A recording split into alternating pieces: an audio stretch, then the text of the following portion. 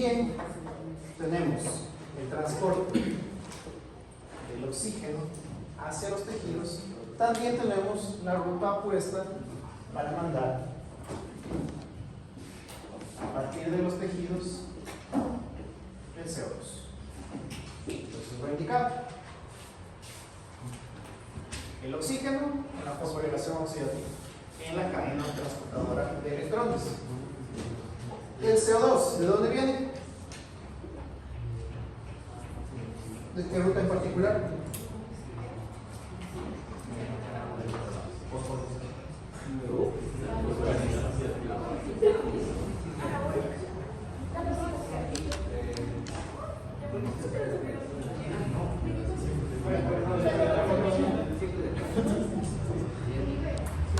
Ciclo del ácido cítrico, ciclo de Krebs.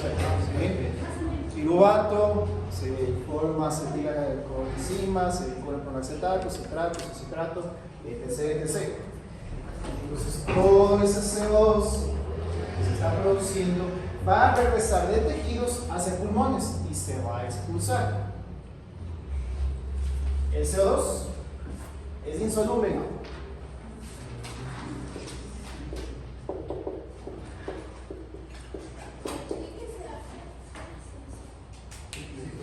Evidentemente, nuestro ambiente es básicamente agua. ¿Cómo transporto entonces ese CO2 si es insoluble? Tengo que, en principio, hidrogenarlo. ¿Quién está a cargo de esto? La anhidrasa carbónica. Une el agua. Agua que pudo venir también de la cadena transportadora de electrones. La fosforilación o el agua que está ahí presente. El ácido carbónico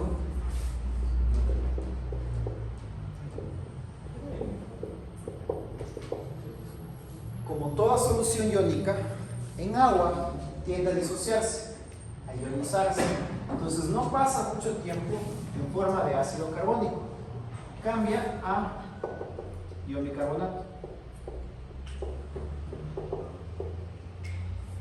Como ion bicarbonato, sí se puede transportar. Les mencionaba el recurso. Ese mito que existe, que si es que yo tenía un vaso de agua, me estaba sirviendo en mi cama, lo dejé en la mesa de noche y al siguiente día no puedo tomarme esa agua porque esa agua va a ser ácido carbónico purito, porque el CO2 que está en el cuarto va a saturar y va a diluirse en el agua y va a formar ácido carbónico. No. A menos que en ese vaso tengan anhidrasa carbónica, no se va a dar. El CO2 no es soluble en el agua. Es muy poco soluble. Puede entrar en disolución y volver al estado gaseoso. Entonces no. El agua no absorbe el CO2. O sea, la anhidrasa carbónica da lugar para formar el ácido carbónico. ácido carbónico. Es la forma como se transporta. Entonces, yo no mando CO2 en la hemoglobina, no como CO2, ya vamos a ver cómo sí.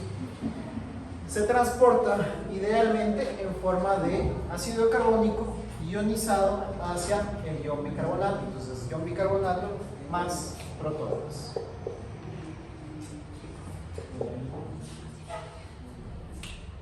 La liberación del oxígeno, la hemoglobina, transporta este oxígeno y donde estaba en ese grupo hemo, el grupo hemo, vinculado al oxígeno molecular, luego de que libera ese oxígeno, el grupo hemo se va a vincular con hidrógenos, se va a reducir. Esto hace que haya un cambio en el pH. ¿Sí? Como se están llevando los protones, va a haber una ligera elevación del pH. Esos cambios del pH hacen que el oxígeno, o más vale que la hemoglobina, reaccione más o menos favorable con el oxígeno. Como ya depositó aquello que iba a transportar hacia tejidos, para traer de vuelta ese componente, ese dióxido de carbono en forma de ion bicarbonato, se elevan también los protones. Entonces, es una forma de garantizar ese transporte. Entonces, como el grupo hemo se vincula con los protones, en los 4 grupos tenemos la información de 8 vínculos con estos protones, entonces se me puede llevar el CO2. En todos los tejidos que respiran de forma activa, que serían básicamente todos, pero si lo podemos separar un poquito, tal vez los músculos, el músculo cardíaco,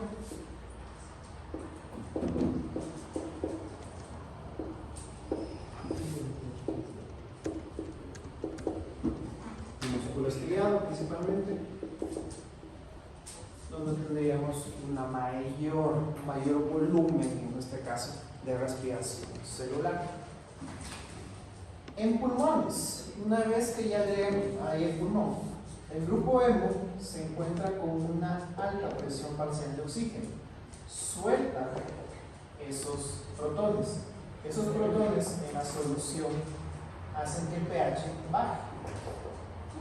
El pH más bajo, la alta presión parcial de oxígeno, hace que el oxígeno se vincule de vuelta con el grupo hemo. Y el CO2 en este caso se expira. Exhala. El hemo vinculado al hidrógeno es el que llega a los pulmones. Luego, cuando sube la presión, se vuelve a vincular con los oxígeno. Encuentro una presión alta de oxígeno a nivel de pulmones. Eso hace que suelte lo que estaba vinculado al grupo hemo, que son los protones. Los protones de solución bajan el pH, se vuelve un poquito más ácido. Un poquito más ácido, los aminoácidos tienden a reaccionar a este cambio de carga. Entonces eso hace que pueda entrar el oxígeno.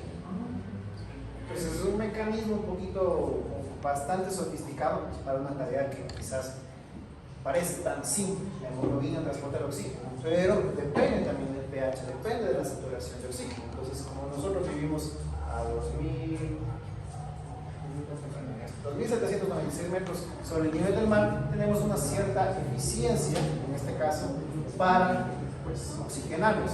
Cuando vamos hacia la costa, somos mucho más deficientes. En teoría deberíamos soportar mucho más la actividad física que lo contrario cuando suben de la costa y literalmente les falta el aire. No tienen tanta hemoglobina, no tienen tantos eritrocitos para hacer el transporte. Este mecanismo se le conoce como el efecto Borg.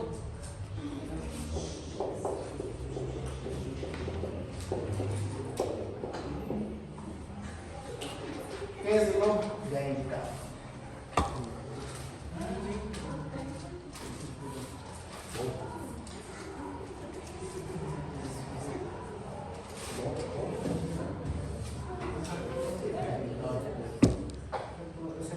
En el pulmón vamos a encontrar oxígeno. Oxígeno que se va a combinar con hemoglobina. Va a distribuir oxígeno de los tejidos periféricos, ¿sí? Y me encuentro con una desoxihemoglobina. Esa desoxihemoglobina a su vez va a recoger los productos del ciclo de Krebs, del ciclo del ácido cítrico, el CO2. Bien sea con agua de la célula, bien sea con agua que viene de la cadena transportadora de la fosforilación oxidativa, en presencia de la anhidrasa carbónica formamos el ácido carbónico. De vuelta, como el ácido se encuentra en solución y tiende a ionizarse, se ioniza en forma de ácido carbónico y los protones. Estos protones se vinculan a la hemoglobina. Si podríamos decir una hidrógeno hemoglobina, ¿vale? Porque está vinculado. No es una vinculación de la misma forma, pero tiende a llevarse esos protones.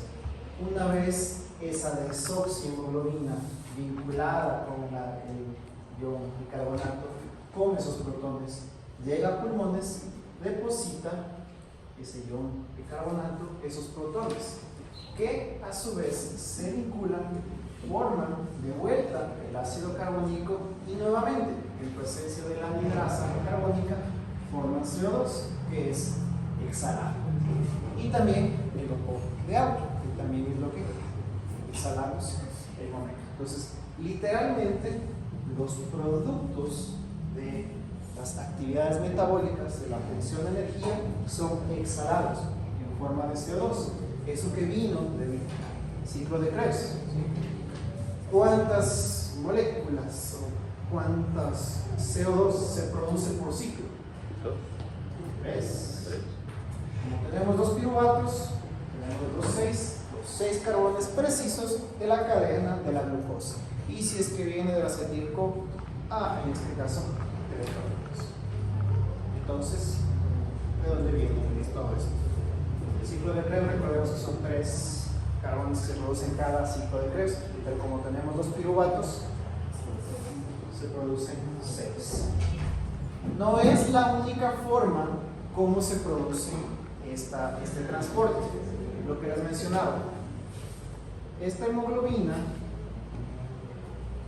va a tener al principio, bien sea de la unidad beta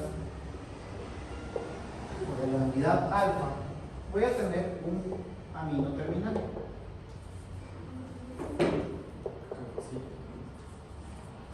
Ese amino terminal no se puede ver ahí, pero básicamente lo que hace es vincularse con el CO2 y forma un enlace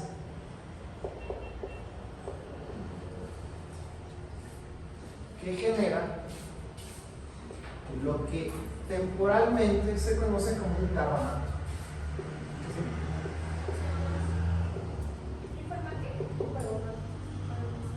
Carbamato no es más que una proteína que en su amino terminal tiene un ácido carboxílico. Un ácido carboxílico aquí tiene un ácido carboxílico acá. Entonces, en el momento en que llega a pulmones, se deshace de esto, que es CO2. Entonces, hay una buena eficiencia en tanto se puede llevar no solo ahí, digamos, a la par de esta desoxiemoglobina, sino también vinculada a la hemoglobina, no en los grupos de hemo, pero sí precisa esa o tiene esa capacidad de transporte.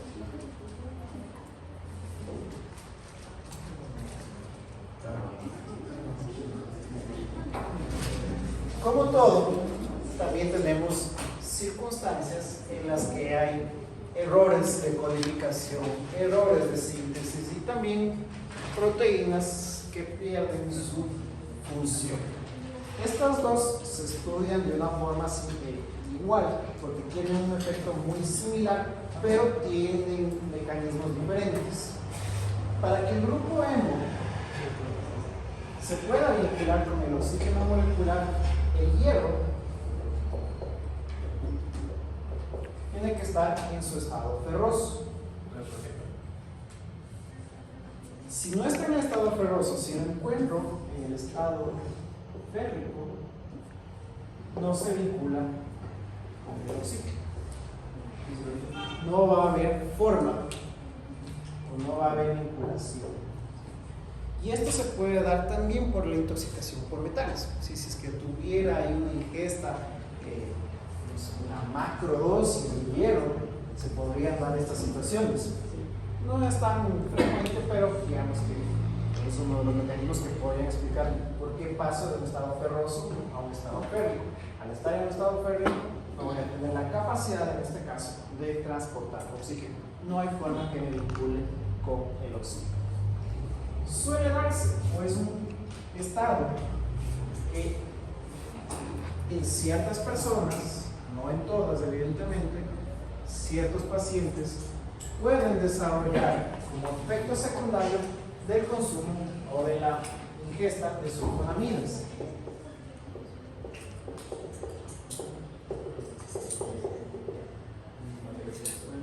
Entonces, idealmente, una sulfonamida, que es un antibiótico sumamente fuerte, debería ser solo administrado en un entorno donde se puede tener control, en el hospital, en la clínica, porque si es que, pues, como suele pasar, digamos, mí alguna vez me dijeron, vamos a inyectar penicilina, ¿usted es alérgico a la penicilina? Y dije, hace tanto tiempo que no había recibido, pues, como que le vamos a inyectar, pero quédese un rato. Así es que me va ahí a morir en el intento. Pero básicamente es eso. ¿Sí? No les va a dar a todos el efecto secundario, pero a alguien le puede generar esta formación de metahemoglobina, por ejemplo. En particular,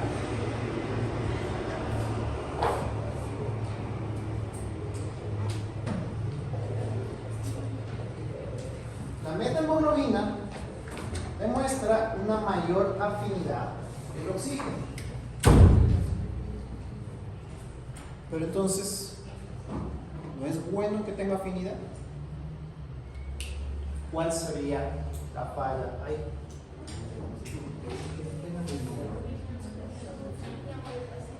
No podría llevarse a tenía más utilidad.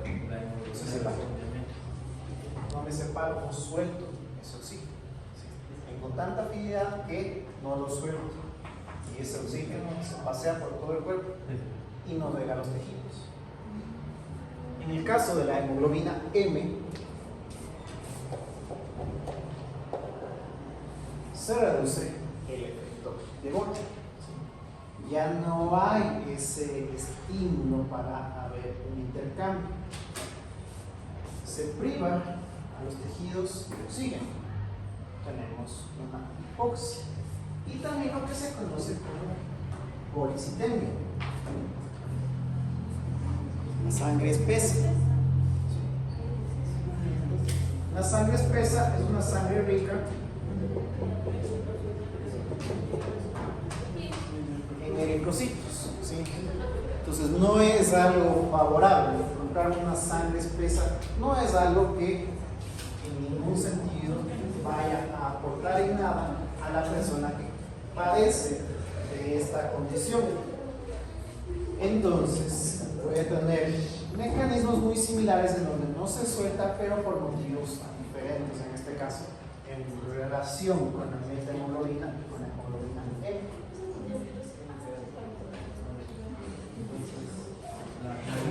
La hemoglobina S está presente y tiene esta S por el inglés de stick.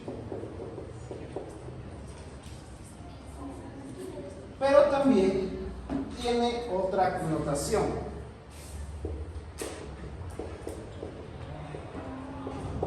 Las sickle cells o las células falciformes, ¿sí? Son células en donde cada molécula de hemoglobina se encuentra pegada una con otra. Y es una modificación de un solo aminoácido que hace que se forme un grupo pegajoso. Entonces, todos los triángulos rojos representan una modificación en apenas un aminoácido que hizo que se vinculen uno con otro en la subunidad beta de cada uno de los hemoglobines. Esto se puede subsanar y esto se puede evitar, pues, idealmente, con la transfusión de sangre. Si es que hago una transfusión con hemoglobina tipo A, hemoglobina sana, entonces tengo la posibilidad de romper el ciclo, de que ya no se vinculen, porque mientras más cantidad tengo de esta hemoglobina con esa fada, van a darse más de estos errores. Otra es con el trasplante de células madre.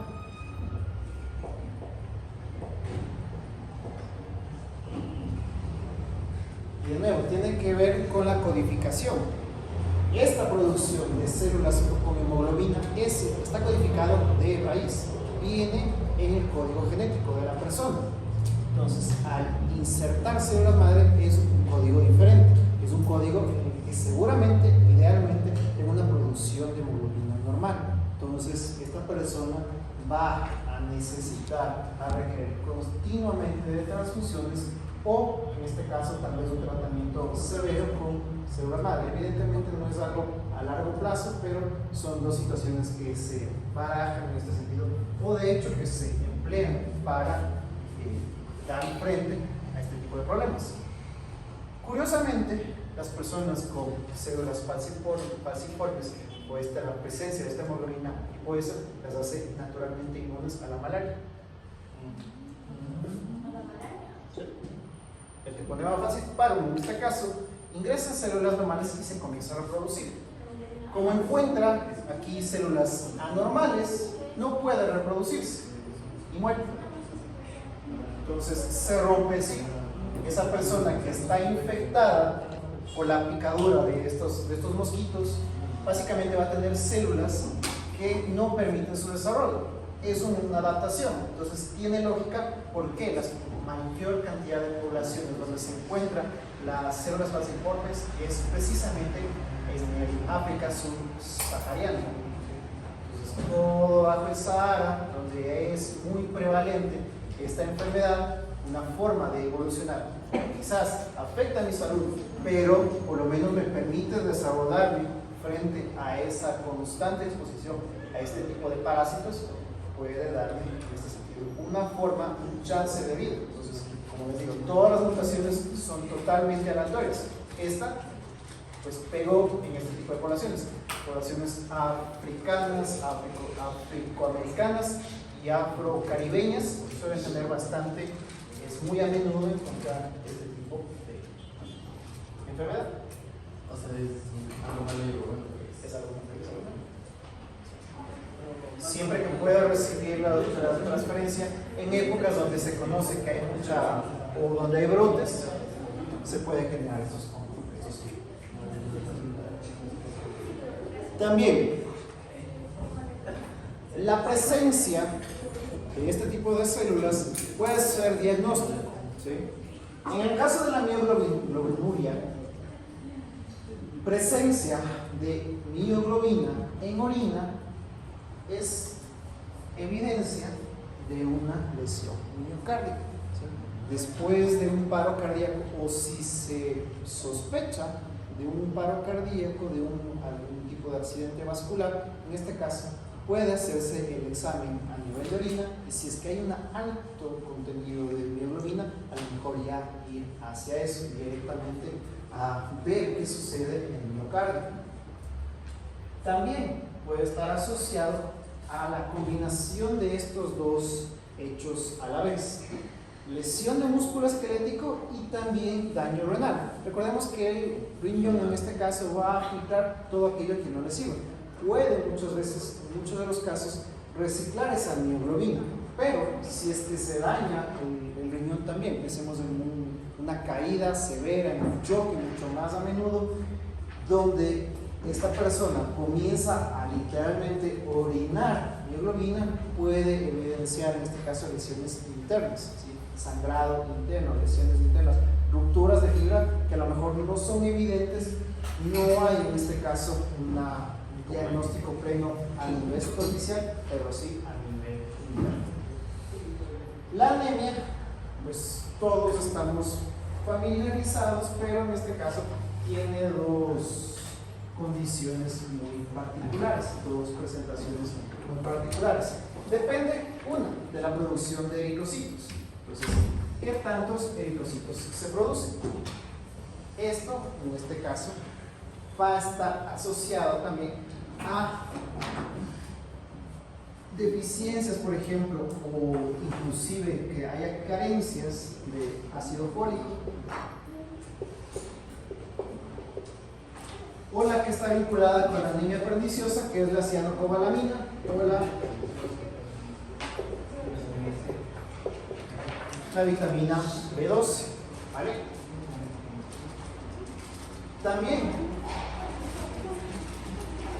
entonces, anemia no es solamente la disminución de eritrocitos, sino también por deficiencia de hierro, la disminución en la producción de hemoglobina. Entonces, sí, es una misma enfermedad, pero depende cuál de los dos factores va a estar relacionado. Una hemoglobina, puede ser ahí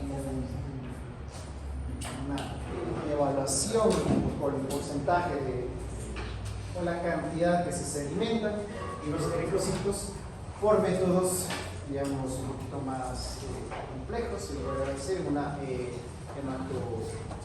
análisis hematográfico. La talasemia, en cambio, ¿sí?, también puede ser una ausencia total o parcial de estas cadenas. Una ausencia de la cadena alfa, una ausencia de la cadena beta o una disminución en la extensión, en la función básicamente de las cadenas. Entonces, de vuelta, puede estar absolutamente ausente o una disminución. Y de vuelta, la forma precede a la función. Si de alguna forma esa cadena no está sintetizada de la forma que debería estar, van a haber ahí errores, va a haber una incapacidad de este tipo de condiciones en el transporte apropiado, necesario del oxígeno en este tipo de circunstancias. Encontramos también algo que también termina siendo diagnóstico, ¿sí? A diferencia de la hemoglobina glucosilada, que se suele dar como efecto también asociado a la diabetes, la formación de hemoglobina glicada responde también o es un mecanismo, en este caso, de control de diabetes.